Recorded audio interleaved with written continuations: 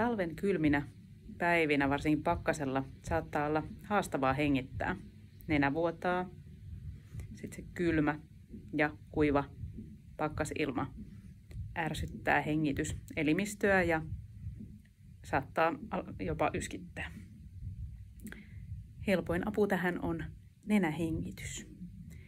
Nenän tehtävä on lämmittää, kosteuttaa, puhdistaa hengitysilma.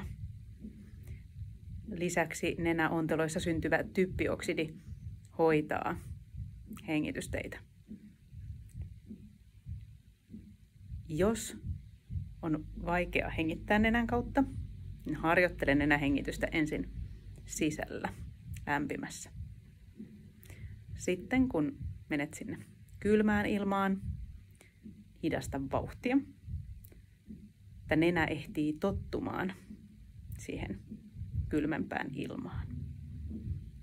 Ja lisäksi voit ajatella, että hengität jotain ihanaa tuoksua sisään nenän kautta, niin